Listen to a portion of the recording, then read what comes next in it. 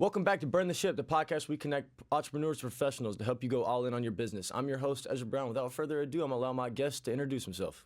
Well, good day. I'm Randy Johnston out of Hutchinson, Kansas, and have been an entrepreneur for my entire career. I own K2 Enterprises, which produces continuing professional education in the U.S. and Canada, and Network Management Group, an IT company that supports CPA firms, healthcare entities, and banks and credit unions from Boston to Honolulu. So those are just two of the many things that I've started through the years, but it's a pleasure to be with you today. That's awesome, Randy. First and foremost, I appreciate you coming to sitting down and talking with us. This is awesome to have you on and learn a little bit about you and what you've done with your career and kind of see where your successes have been. A little bit of your want to hear a little bit about your failures too, just because we want to know how you got around them. Yeah, understood. But no, paint us that picture, Randy. You said you've been an entrepreneur pretty much your whole life, whole career. How'd this start, and to kind of the endeavor you're in now? Yeah, I appreciate that. Well, I had always considered I wanted to be a college instructor. I taught at the local community college here, Hudson's Community College, and I actually wrote college textbooks and wound up giving seminars all over the country on those textbooks to teach other instructors how to teach the topics. And because of that, I got to visit many, many colleges and universities all over the country. And at the time, I was also programming systems. So I wrote a healthcare and lodging system for a company and first paperless healthcare claims here in the U.S. market. So I really trained to be a computer scientist and programmer. I actually was writing artificial intelligence code in 1975 in Lisp. So I've been That's around cool. AI long before that really got started. But what happened over time was I realized I wanted to help a lot more people. That's really why I was writing those college books initially, and wound up starting local computer businesses and then wound up going national with those over time. So, again, I could give a lot more details on it, but if you're not an IT person, some of that would sound pretty bloody boring. On the other hand, there's some things along the way you just kind of shake your head and say, wow, I was so lucky to be in that place at that time. I know you've got a background in sports, but I actually pulled the first internet line out of Nebraska down into Kansas when the internet was first growing. And we actually flew into Lincoln, Nebraska, and we kind of banked in a small plane over the football stadium. And I said, what are those people doing down there?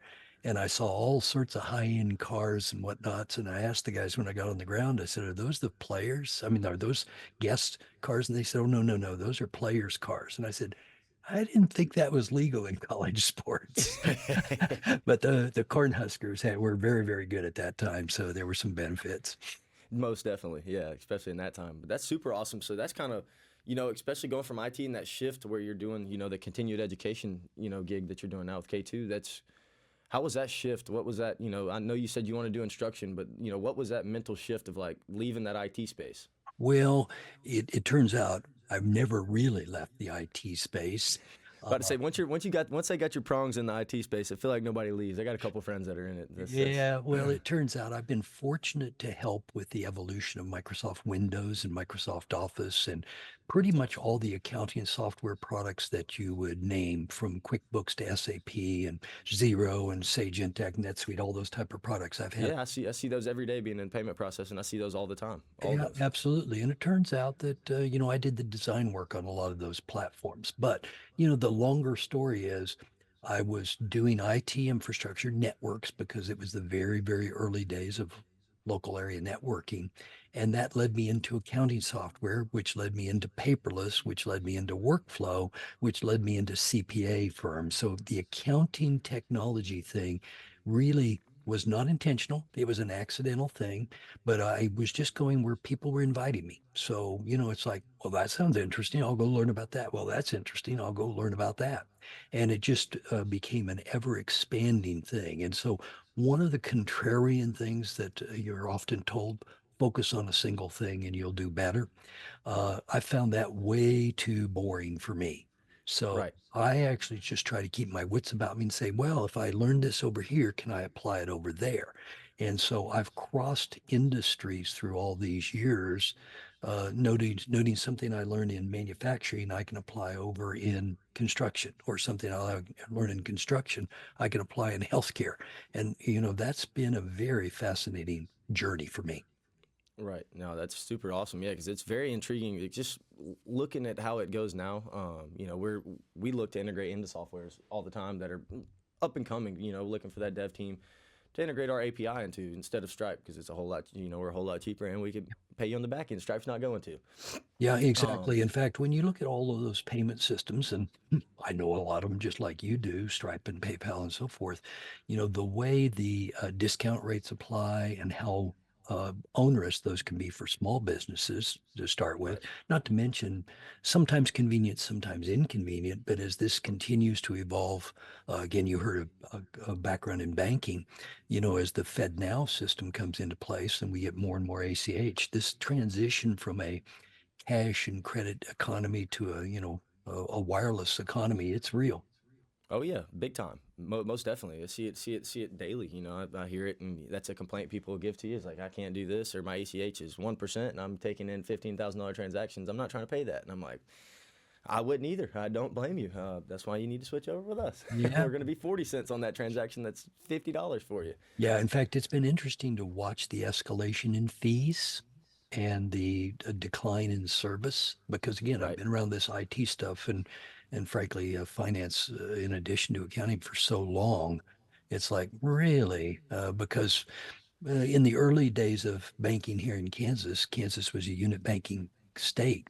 And the way the career really evolved in the 80s was going into small towns, automating the bank, the CPA firm, the law firm, the doctors, and the lawyers. In other words, all the professionals, and then doing working the referral business in that small community and moving to the next one in Kansas and the Panhandle of Oklahoma and Texas.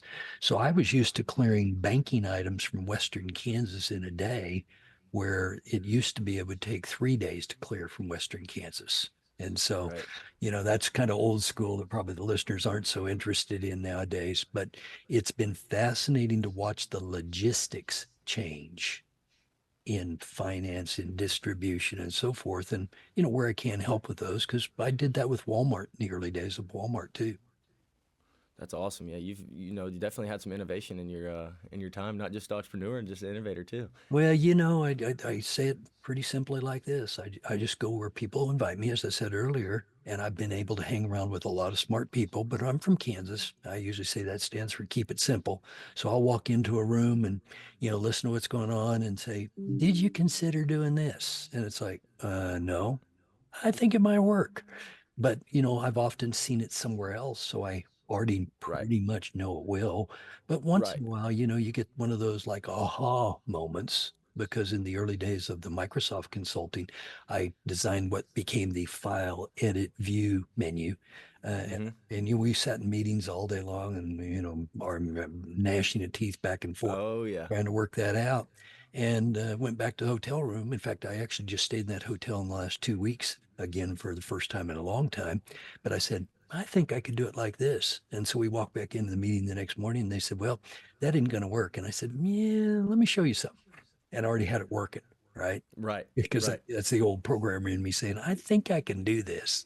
Right. And then in that early programming days, how many times did you have somebody on your side? Because were you the madman doing the designing and taking off and just doing it and having somebody break it for you?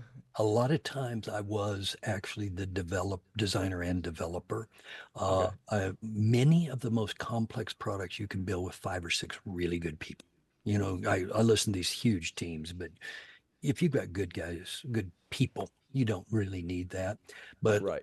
I'm also just picturing another time sitting in a meeting, because I've done a lot of design work in the Excel spreadsheet platform, and sitting in a meeting with the manager at the time, Dorothy Liu, and we explained what needed to be done inside the product, and the programmers were sitting there shaking their head saying no. And Dorothy was so cool. She basically said, now look, we're paying this guy a fair bit of money for this advice. Do you think we should listen to it? And they said, well. And then she asked the next most important question, well, how long will it take to do what he's asking for? And then they said the amount of time, which was not very long. And she said, don't you think it's worth the risk of doing that? And so one of those things that we designed that day was the accounting format, which is the default format in Excel nowadays. Right. Yeah, yeah, that you see every day now. Yeah, and it only took those programmers a little bit of time to do that, but they were basically saying, why would anybody want to space after the numbers and be able to put things in parentheses when they're negative? Nobody would use that. And it's like, yeah, Right. yeah, they would. Yeah, they will. They will. They definitely will. And then how much of, going through with all these softwares that you've been a part of and helped with, how much of it was like a essentially like a reskin software that somebody just tweaked a little bit? Well, I say it a little uglier than that nowadays. Put it in your terms for me. Yeah. Well, yeah, I will, because there are vendors who try to put lipstick on a pig and it's still a pig. Okay. And, Million percent. We're and dealing with it now. yeah, I get it. And so many companies do, but I usually try to discourage them from doing that, because in technology over time, you have to rebuild pretty much every 10 years, more or less from scratch. A lot of people try to go longer, but the technology's changed too much to do that. On the other hand, one of my least favorite phrases in today's market is minimal viable product. Mm-hmm. Trying to get to a market with a product or an idea that's half baked, that is Right. so misguided. Uh, Like your MVP could break you before you can even get out there. and, sometimes I use my grandma's phrases on some of this. If you don't have time to do it right, how will you have time to do it over? Right. And so much of the MVPs never get refined. So this is a more risky and dangerous time to buy IT technologies than I've seen in 20 or 30 years. Now, there's a lot of Right. innovation going on, but there's a lot of it that is less than half baked. And as a Right. buyer, you've got a lot of risk right now on the Right. new startup ideas. So, Right. but to really answer the core question, how many times did it get reskinned? By the time I got done with it, not very many times, because I said, look, guys, let's do it right rather than, kind of try to fake people out. They're going to see through that you're doing it wrong. Right, right. They'll tell after they'll be able to tell once there's they've hit that user number where they're gonna be like, okay, I don't know if this product's gonna work how it's supposed to. Once I got 1,000 users, I was only built for set up for 950. You know what I Yeah, mean? yeah, and I won't disclose their name, but this is a name everybody would actually recognize if I called it out right now. But the CTO came with the product, and I said, "Your design ain't going to work." And they said, "Why not?" And I said, "Well, it won't scale beyond about 4,000 users." And they said, "Oh no, it'll easily scale out 50, 100,000 users." And I said, "Yeah, I don't think so. You may not even make 4,000. You might make 2,500." And they said, Mm-hmm. "No, you're just wrong." And I said, "Okay, that's my opinion." And I was disengaged, by the way. They fired Mm. me, which was fine. Yeah. And about 8 months later, they came back and said, "How did you know this wouldn't scale?" I've only done it for a career. Yeah, well, I said I'm older than some dirt, and I've seen this before. This is not a Right. new thing. But I said your designs were such that you had way too much going back and forth. You just couldn't get any speed out of it. And they said, "Well, how would you suggest we build it?" And I said, "You got to do it like this." And they went away, and it didn't take them very long to get it done. Came back, and it scaled. And by the way, that was their third attempt, because they also didn't listen the first time that I said your design won't work. Oh yeah. I So bet I I know got the platform right now. I'll save it for after the podcast, but I'm definitely gonna shoot it to you whenever we get done. I think I know exactly what it yeah, is. some of that stuff. I will just also, for your listeners, remind them that sometimes we see numbers reported and the numbers don't represent reality. I just did an infrastructure design where I sit on the board of directors for a group, and I said, look, this new technology that you're wanting to buy will work in this environment, but it doesn't work in the environments I usually work in, because the consoles that report the numbers are wrong.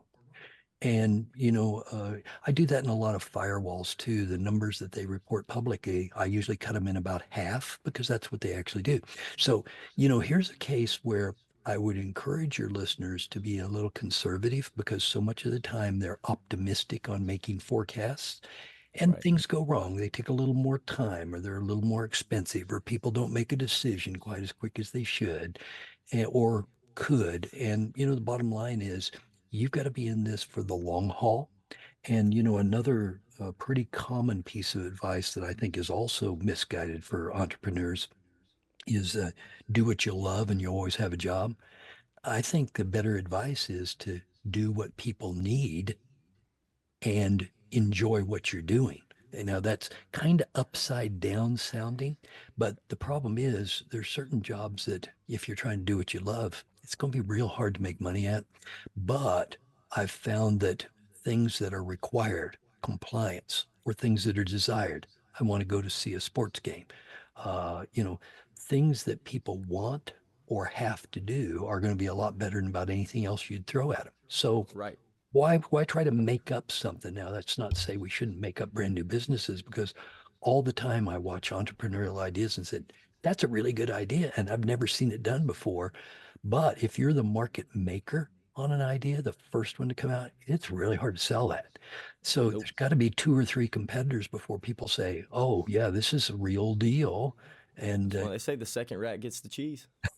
yeah, that is absolutely right. And a lot of times that first innovator never makes it to market or never has success because they have created the market but then can't capitalize on it. Right, because you got to be able to solve that problem. Because that is in the human world and entrepreneurship, that is what makes the most amount of money is being able to solve that problem for people.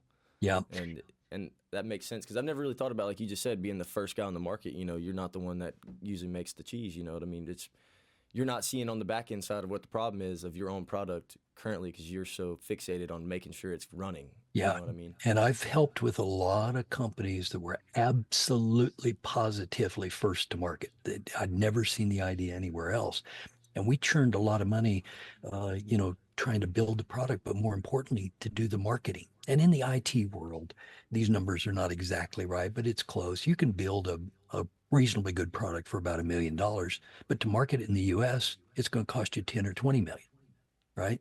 And so all of a sudden, if you didn't think about how much marketing effort it's going to take, you run out of gas. And in fact, Mm-hmm. a very nice product that was coming along ran out of gas here over the summer. And it's like, yeah, they spent $11 million getting where they're at, and they Right. exit because of running out of cash.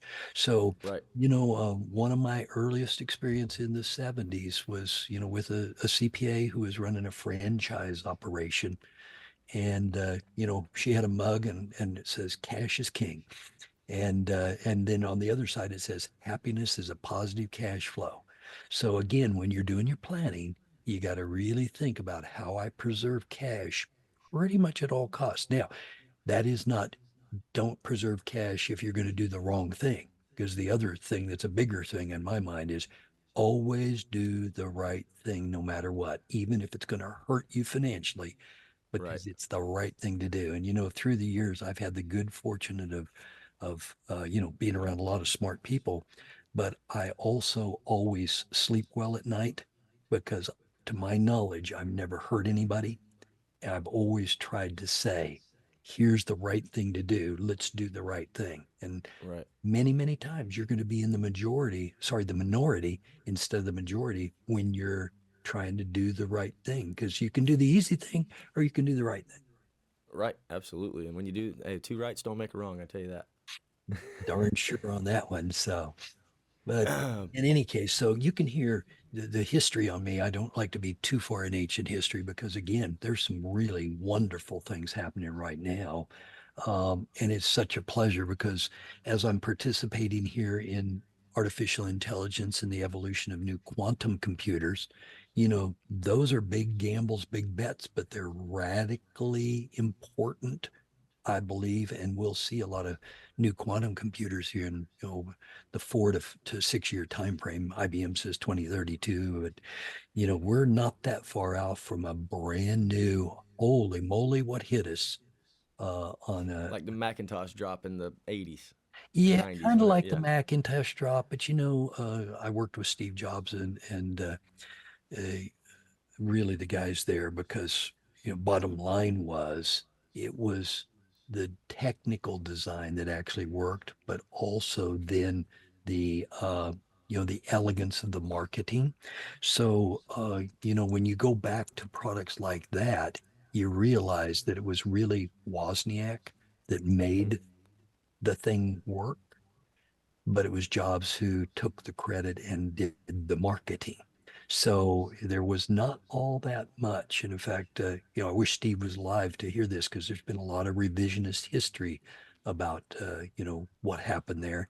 And most of it is not true because, well, as the Hamilton song goes, in the room where it happens. Lynn Manuel, I've known for quite a number of years now, but I was in the room where it happened on a lot of this stuff. And it's like, that wasn't what happened. Right. I know you know the background information to most of it. You know what I mean? To I as do. opposed to what's So being much told of to everybody. Yeah, so much of it was under non-disclosure. My wife and I've been married, right on 50 years, and we, dated in high school and all that. But when I was inducted into my high school Hall of Fame, I wrote up something so they could speak from it, and I gave it to her. Jude, look at this, and she came back and said, "You did this? You did that?" And I said, "Well, all those times I was coming home, it was under non-disclosure." And she said, "Yeah, I got tired of asking you what you were doing because you said I can't tell you." and, She and thought she thought you were MI6 agent over here. Well, there were times when you kind of felt like it because there was stuff I really wanted to be able to tell. Uh, Right. Unfortunately, just like when financial things were going so wrong, and I had to go in to assist the Federal Reserve and shut down banks.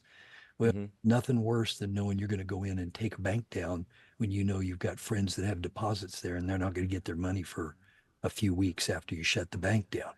Right. Right? I mean, it's They got that 30, 60, 90. They got the roofer contracting way after that. Yeah, so it's kind of a tough deal on that. But in any case, there are so many opportunities if you're an entrepreneur, but you've got to be thoughtful about your approach as you're thinking about these new businesses. And again, opportunity abounds around us. It's just astounding how Oh much is. yeah. Absolutely. That's one thing, and then this is my biggest thing, especially with the world today. It's attitude. Like there's one thing that nobody can take from you. There's one thing that nobody can give to you, and it's the attitude that you got about what you're doing every day in your day-to-day life. Is you can be, hey, I'm miserable, I don't want to be here, or it's, hey, I can make something happen, and if I don't make it happen today, it's going to happen tomorrow. Be an optimist, or stay positive and do things. And it's crazy how the world works around you. They people can see somebody that's radiating something positive about them. You know what I mean? Just be like, I either want to work with that person or this dude looks like who done it, and I ain't trying to talk to him. You know what I mean? That's how I am when I sit in networking events. That's how it is. Like I can tell when somebody gets up and gives their 60-second elevator pitch. Like you care about what you do every day, or it's you're here because you got to get paid. It's the only way you're going to be here. You're not trying to grow your business. You're just here to make sure you get a paycheck from the company you work for. Yeah, you can absolutely choose to be happy or content, and you can absolutely choose to be discontented.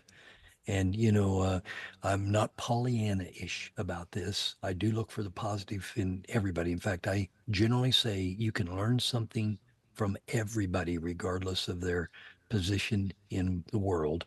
In Million other percent. words, I can learn from a ditch digger just as well as I can from a billionaire, right? Million percent. And in A fact, million percent. a lot of times I'm not sure I don't learn better things from the ditch diggers because Right? all you got to do is just listen to them. They're people and, they have good ideas too. And it's like, huh, I had not thought of that before.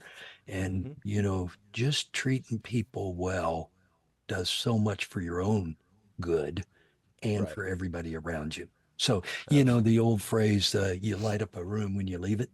Uh, Yeah. if you're that type of dark spirit, just think about yourself a little bit here. Right. Right. Absolutely. Absolutely. And then, Randy, what would you say has been the biggest thing that helped you succeed through time? If networking, obviously your industry is a little different in how you get your business and how it comes around for you. But what would you say has been the biggest thing that helped you grow your name through time? Persistence would be the simple word. Now, there is a fine book on this topic written by Angela Duckworth called Grit, which is probably a better word for it. Yeah. But, the bottom line was I don't like to give up. And so, just kind of pounding away, going right back and saying, okay, there's got to be a better way. So, you know, I've had a fair bit of luck along the way. A lot of people tell it's all skill and all that. Nah, a lot of it is who you know, but just coming right back and staying persistent. And you've heard some of the other attributes along the way, but the integrity piece, there's some underpinning pieces that go with it because when I deal with people, Repeatedly I'm told, look, we can trust what you say no matter what, and you will keep working on this until you get a solution. And that goes back to that persistence thing. So now it is really important to choose to do the right thing, because many times I've chosen to do the wrong thing by not being thoughtful enough. Right. It's like, oh, that seems interesting, and not really thinking it through, and go waste a bunch of time doing the wrong things.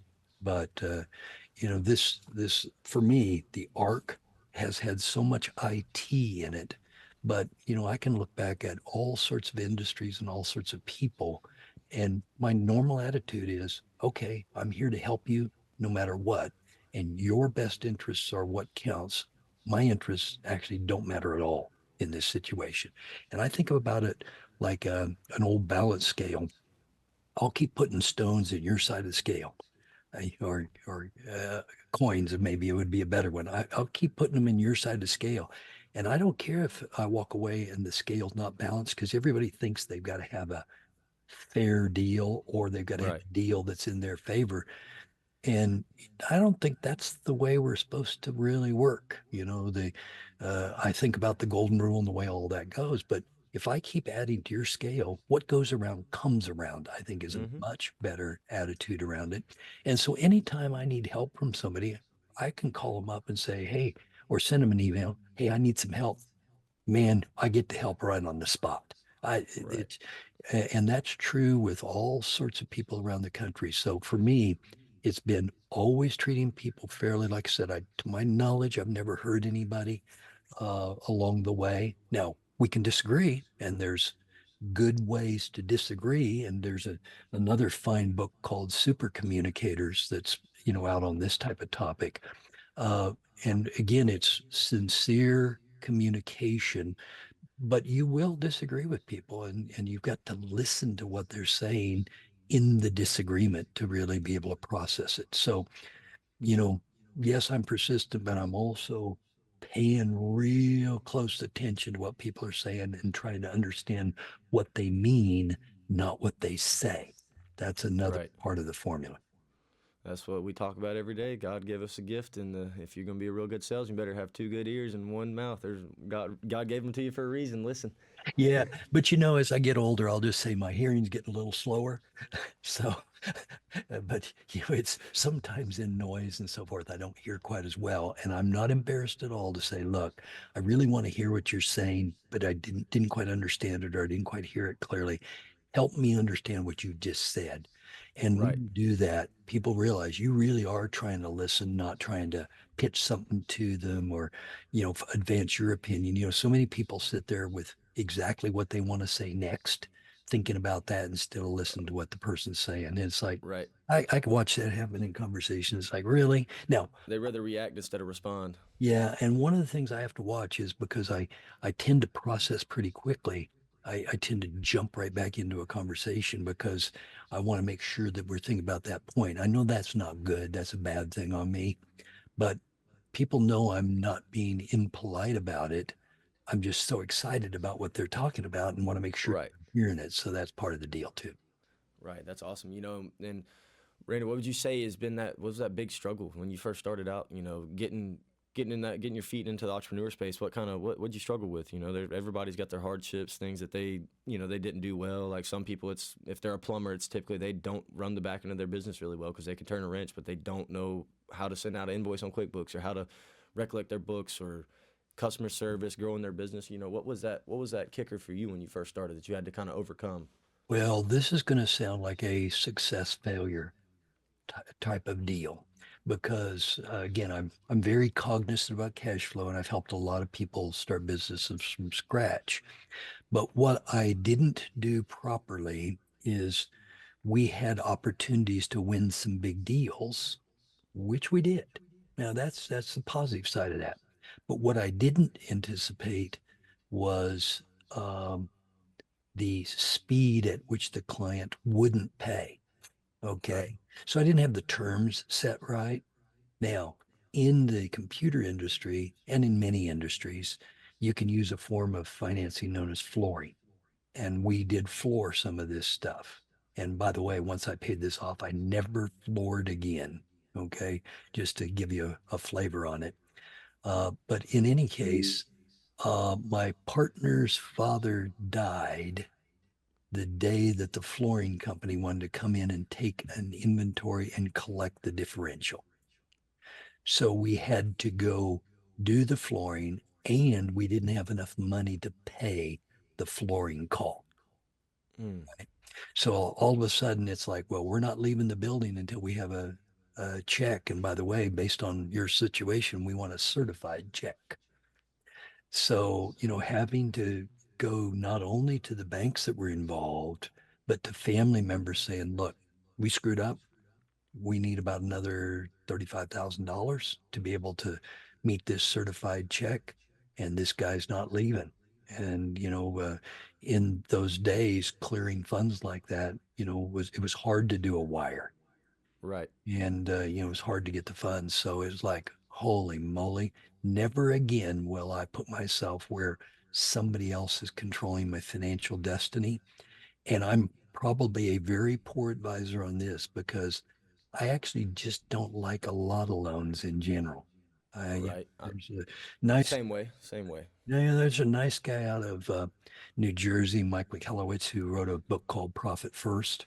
Hmm. And for small business entrepreneurs, I think that profit first formula is really good because it basically says pay yourself first and set money aside and so forth. It's a good business management strategy because it prevents this cash flow problem. So that's not a horribly bad story, but it's very vivid. I mean, Right. I can hear the tires driving from where I live back to Wichita for that call. And That whole drive back. yeah, it's like, really, you dog, you just heard that we've got a death over here we're dealing with. That's why we're not in Wichita today. Doesn't matter, you got to come here. Oh, Yeah. But okay. it's one of those things you learned, and you're probably grateful that you learned it too, though. Yeah. Yeah, it's one of You know, those it's like, okay, I will always give people the benefit of the doubt, but I understand why you're in a business where you think everybody's out to get you and they're absolutely, going to steal your absolutely. money and all that. And it's like, we've always done what we said we'd done. In fact, in their situation, I said, have we ever missed a payment? And he said, no. Well, what makes you think we're going to miss the payment today? Right. Most definitely no, and that is definitely things that our viewers are, go through now. You know what I mean? There's businesses they pull out their credit lines. They do, you got a roofer that's got or a plumber or a HVAC person that goes to their warehouse where they pick up supplies that they have a credit line there. They have to go back and pay too. Yeah. You know what I mean? Typically have anywhere from a $40,000 to $100,000 credit line that they're going and picking up material from weekly. And if they don't pay it back, that's something that they kind of got, and then that's the difference between them and a couple $1 million profit business and $1 million profit business. Is one's got the overhead to give it right then, and they ain't got to worry about it, so they can get a little bit more leeway, I guess you would say, and you ain't got to pay back interest or anything that you got going on with that loan. Yeah. In fact, that, again, I'm around a lot of bankers. They help a lot of people, but I also know that if I'm paying interest, I probably am not dropping that interest to the bottom line. Right? And for a lot of people, the interest rates are particularly high in Oh this yeah, period. oh And yeah, and let's face it, entrepreneurs are very risky from a banking perspective. Therefore, their rates are even higher. oh So yeah, you're giving an awful lot of your profit over to the bank, or whoever's loaning you money. And, 1,000,000%. and I just that's not the way I think we want to live, but that's not the way of the world, perhaps. So maybe I'm just flat wrong on that piece of advice. But you know what? Again, I don't have to worry about it. I'm not worried where my next payment is going to go to and from. And it's when I'm sitting on cash, it's a whole lot different position when you're sitting on cash than when you're sitting on debt.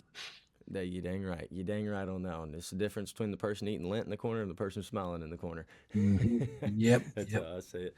But no, Randy, I appreciate you first and foremost for coming and sitting down with us. Please tell the people where to find you. Uh, Easiest way is at a very short URL, K2E, as in K2 Enterprises, and also my NMGI business. People always flip the names. I wish I wouldn't have named it this, but Network Management Group Inc. or NMGI.com. And I am in the press on a regular basis, and I do podcasts weekly as well. But so I actually have a personal website of randyjohnston.com. But a lot of people leave out that T because they confuse me with the big unit, and I got a T in the name. But anyway, K2E will get you to all the resources for accounting software and CPA firm software and paperless and technology and all sorts of stuff. Well, that is awesome. We're gonna link Randy's socials down below. You guys go check him out. I believe he's got a wealth of knowledge for you people, and then anybody that's looking in that space, if you're especially in that technology space, I believe that he'd be a good contact for you to get some advice from and learn a little bit from. Randy, thank you so much, man. Burn the ship. I appreciate you inviting me in today, and greatest success to you and all the listeners. Yes, sir. Thank you.